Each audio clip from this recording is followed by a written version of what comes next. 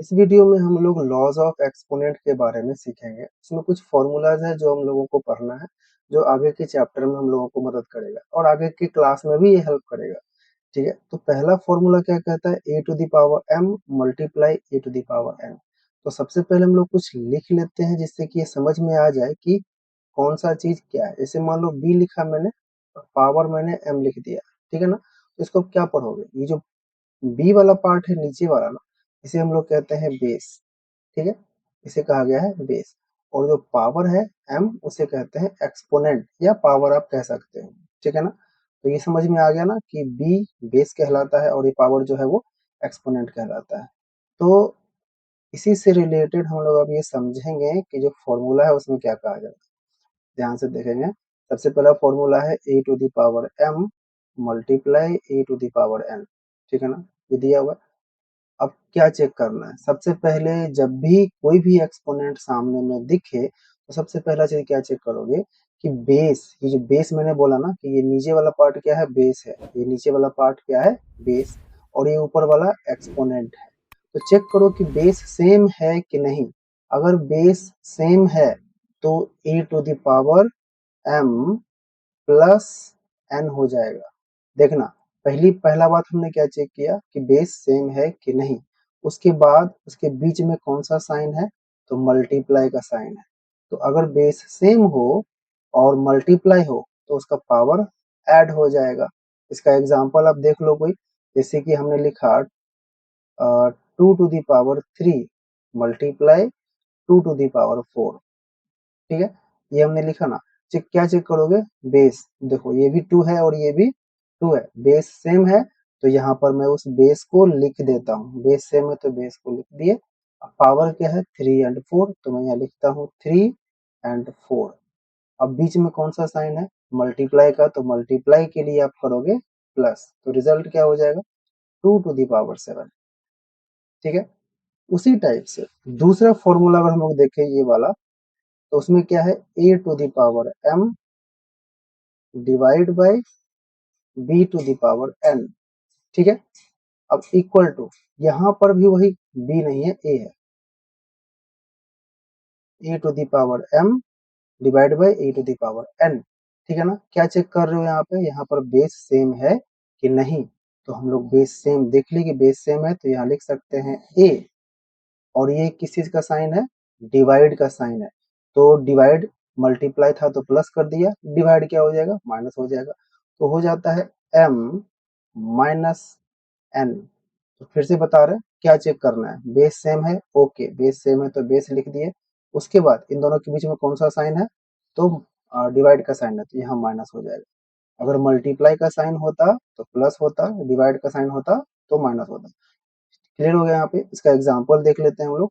जैसे मैंने लिखा है यहाँ पे 3 to the power 3 divide by 3 to the power 2। क्या करोगे, चेक करोगे बेस सेम है, यस बेस सेम है। तो यहाँ मैंने बेस सेम वाला प्रॉब्लम लिख दिया, ये बेस सेम लिख दिया, यानी जो सेम बेस है उसे मैंने यहाँ पे लिख दिया। पावर चेक करो 3 और 2 है, तो 3 और 2 रख दिए।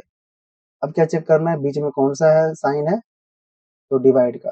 तो यहाँ पे डिवाइड के लिए आप लगाओगे माइनस। सिंपल सा है, याद रखना है। मल्टीप्लाई जो है वो प्लस से मिलता जुलता है। थोड़ा सा रोटेट कर दोगे इसको तो ये प्लस बन जाता है। वही डिवाइड के साइन में एक लाइन है जो कि माइनस से मिलता जुलता है, इसीलिए हम लोग यहाँ पे माइनस लिख देते हैं। ठीक है, तो ये चीज एक ट्रिक याद रहेगा दिमाग में। तो हो जाता है 3 to the power 1।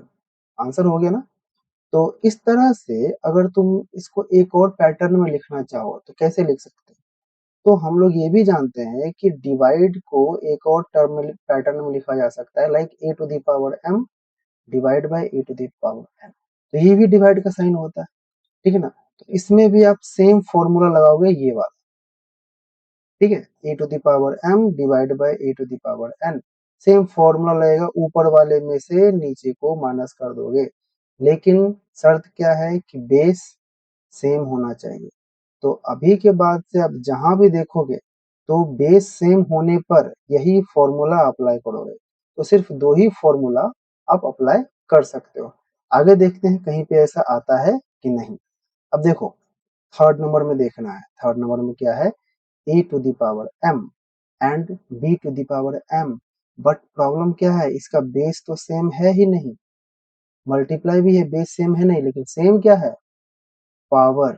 तो इस केस में क्या करना है, बेस सेम नहीं है तो कुछ नहीं कर सकते, तो लिखोगे A to the power M multiply B to the power M. तो ये रिजल्ट क्या दे देगा, कुछ नहीं, जो पावर है ना उसी को कॉमन में रख दो, यानी उसी को यहाँ पे चढ़ा के रख दो, पावर, एक पावर ले लिया हमने, एम एम से एक एम ले लिया, और नीचे में कौन है, ए एंड बी, दोनों में क्या साइन है, मल्टीप्लाई का, तो दोनों को मल्टीप्लाई करके लिख देना है। ठीक है, क्लियर हो गया ना।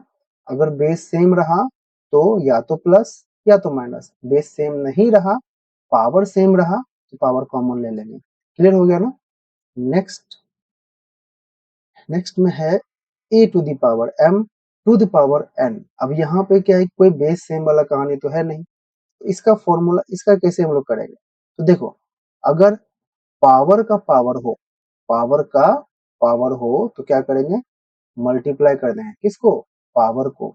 तो इसका आंसर हो जाएगा A to the power M into N.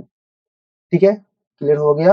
Example आप देख लो कोई, two to the power three to the power two कर देते हैं, तो यहाँ पे पावर का पावर है, तो क्या कर दोगे, two to the power three into two, that will be your two to the power six.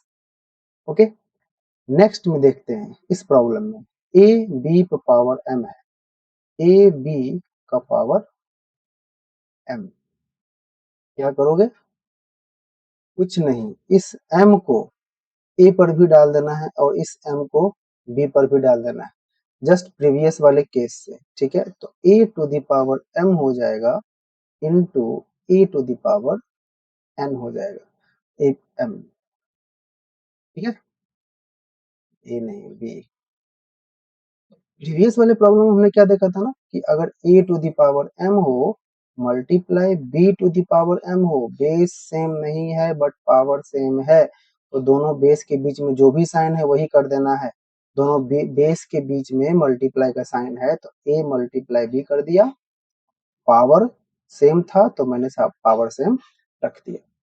इसमें देख लो सेम कहानी, प्रीवियस वाले से ही आना है, हम लोग लाना है इसमें, ए पर पावर m और b पर पावर m कर दो। ठीक है, a पर power m divide by b पर पावर m कर दो, बस सिंपल है, ब्रैकेट हटाना है, a को m को a पर भी डालना है और m को b पर भी डालना है। इस तरह से अगला प्रॉब्लम देखते हैं, फॉर्मूला क्या है, e to the power minus n। तो अब यहाँ से थोड़ा सा ना ज्यादा इंपॉर्टेंट और कॉम्प्लेक्स चीज आ जाता है दिमाग में, तो हमेशा ना जितना भी फॉर्मूला मैंने अभी तक बताया है वो सारा फॉर्मूला दिमाग में रखना है। ठीक है, और जब तक आप प्रैक्टिस नहीं करोगे इस प्रॉब्लम से रिलेटेड कोई भी चीज, तो कोई भी एग्जाम्पल, तो ये दिमाग में बैठ नहीं पाएगा, जितना ज्यादा हो सके प्रैक्टिस करना।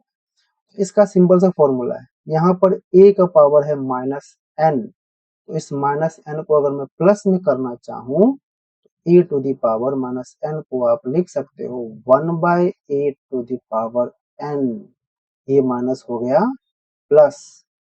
ठीक है, अगर उल्टा करना चाहें, ए टू द पावर अगर एन है, इसे मैं अगर रिवर्स करना चाहूँ, इनवर्स करना चाहूँ, A to the power N करना चाहूँ, तो ये गलत हो जाएगा, ये प्लस था, वन बाय करने के चक्कर में यहाँ पर माइनस लगाना पड़ेगा, तो ये क्लियर रहना चाहिए, two to the power minus one equals two होता है वन बाई टू। ठीक है, और वही टू इक्वल्स टू आप लिख सकते हो one by two to the power minus one.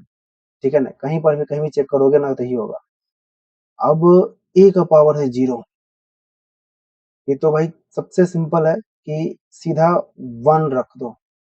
ठीक है ना, क्योंकि किसी भी नंबर का पावर उसका मतलब होता है कि आप उसको उतने टाइम्स मल्टीप्लाई कर, अगर ए का पावर टू है, ए इंटू ए लिखा हमने, अगर a to the power three होता तो हमने लिखता ए इंटू ए इंटू ए। ठीक है, लेकिन अगर ए टू द पावर अगर वन रखो तो ठीक है, ए रखा गया है, लेकिन ए टू द पावर अगर जीरो रख दिया तो कुछ है ही नहीं, मीन्स सिंपल है one, a to the power zero is equals to one. Clear हो गया, तो ये सारा फॉर्मूला हम लोग फिर से देख लेते हैं।